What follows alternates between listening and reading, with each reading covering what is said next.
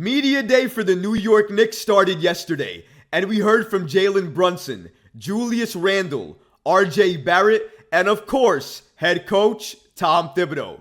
We heard some controversial comments, and we also heard some very explosive comments as well too, especially if you take into account what RJ Barrett said about potentially coming off of the bench. We're going to break down his comments and see exactly in what context he was speaking about. We're also going to look at Tom Thibodeau because he definitely fired off a shot to Evan Fournier in his comments during media day. We're going to break down all of this and so much more today. Let's get started. RJ Barrett spoke about potentially coming off of the bench during media day. Now, I don't have to tell you, I'm a big RJ Barrett fan. Hearing anything about RJ coming off the bench is ludicrous to me, especially with the New York Knicks, who are full of guards and need a lot of size. It does not make sense to take one of your bigger players and put him on the bench. So when I heard this, it made me feel a definite type of way, and I didn't like it. Let's roll the clip so you can hear exactly what he said. But if that were to be the case, comfortable, very comfortable in that role. So is Josh, of course. So I think whatever we kind of need to do to win is what we'll do, whatever the game, tells us to do. So if that's what I have to do, then, I'll do it very willingly and gladly. I'll do it very willingly and gladly. That last part hit me the hardest. That is not what I wanted to hear from RJ Barrett on media day. But before we overreact to that, let's first take into the context of what he was talking about. What question was he answering? Let's go into that. Shout out to Steve Popper for the following. So Newsday's Steve Popper gave us the following information on what RJ Barrett was speaking about when he answered that question. When RJ was talking about this was not about coming off of the bench and losing the starting role.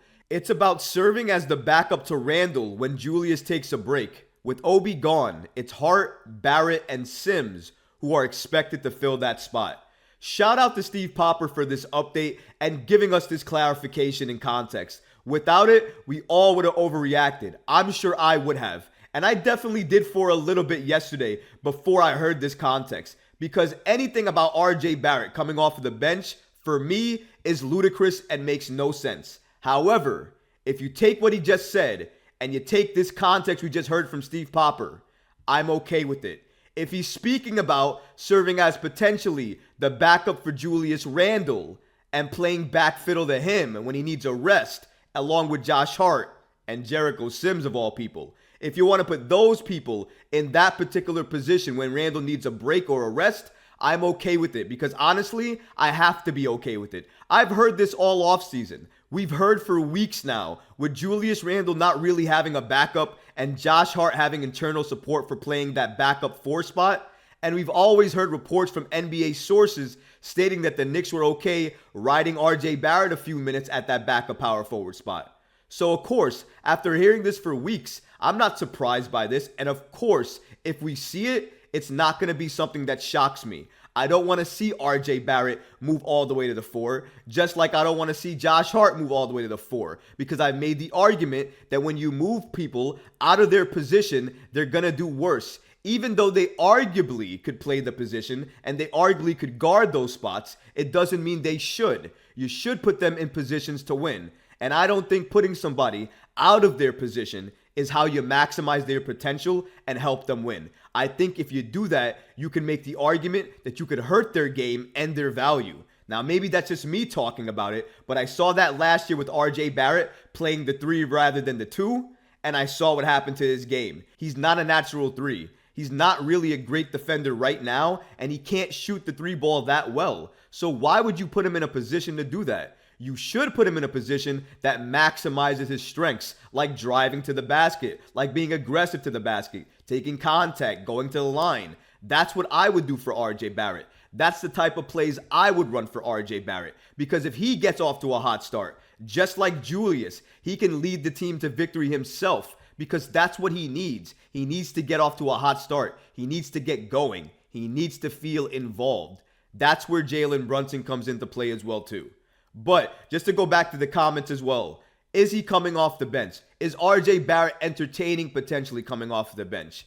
No. He is a team player. I'll give him that. He will do anything Tom Thibodeau asks him to do. And absolutely, if the team needs him to do something to win, he's going to commit to it and he's going to do it. I think we all can agree to that. But I don't think coming off the bench is the way to do it. And I'm happy to hear that that's not what he was talking about. Again, he was talking about being the backup to Julius Randle when he needs a break. And I'm okay with that because, again, I have to be. We've heard it all offseason long. It doesn't shock me. RJ Barrett is going to be a prominent piece and figure for this Knicks team headed into next season. I hope he can take that number 2 role for this Knicks team headed into next season, especially after what we saw in the playoffs. But if that doesn't happen and it goes Jalen, Randle, and Barrett like I expected to, I'm okay with that as well, as long as Barrett is aggressive, does what he can to maximize his game, and plays to his strength, not his weaknesses. If he does that, I'll be fine. But I'm very happy and excited to see what RJ Barrett had to show me in year 5, because I think it's going to be a lot of good things, and I can't wait to see what he has in store for us. Tom Thibodeau took a shot at Evan Fournier during media day.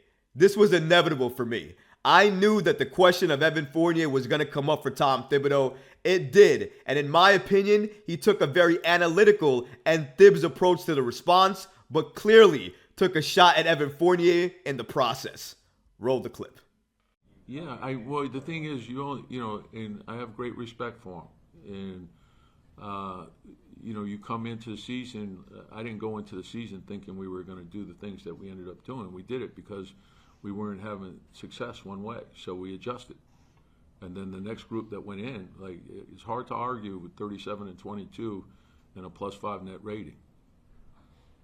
So it is what it is, and then your job is to stay ready when so whatever it is that we're asking you to do, go out there and do it. Be part of the team. Put the team first. It is what it is.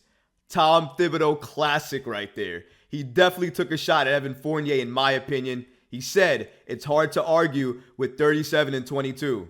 He's not wrong about that. He said it's also hard to argue with a net rating of +5.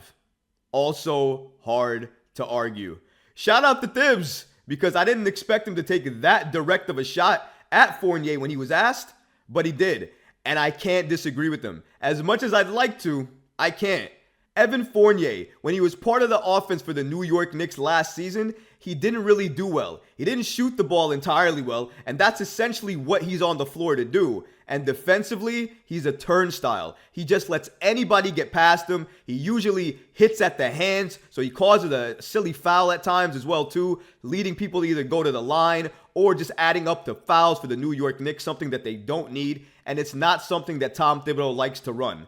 A defensive-minded coach like Tom Thibodeau, having somebody like Evan Fournier on his team, it just doesn't work. Because of all the shooting that Evan Fournier is going to give you, the defensive liability that he is just never going to work. Especially when you have guys like Quentin Grimes and Emmanuel Quickley on the bench who can not only shoot similarly to Evan Fournier, but sometimes better and give you even better defense. So you have to put that all into context there. I agree with Tom Thibodeau. There was no reason to play Evan Fournier more into the season unless you argue to increase his value for a potential trade. And honestly, even before Evan Fournier made any open comments about Tom Thibodeau, I don't think Thibs is going to play him at all next season anyways. Him making comments now and criticizing him gives him even less of a chance to see playtime. So again, in my opinion, not going to happen for Fournier. It may be a sad situation for some, but I do appreciate Tom Thibodeau keeping it extremely blunt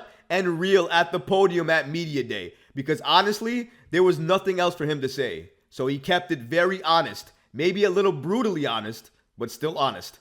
Let me know in the comments what you thought about the Knicks Media Day, what you thought about RJ Barrett's comments, and of course, what you thought about Tom Thibodeau's comments, and if you thought it was a direct shot at Evan Fournier. Until next time, guys, please go ahead, smash that like button, leave a comment below, and of course, please subscribe to the channel. Until next time, Knicks fans. Peace.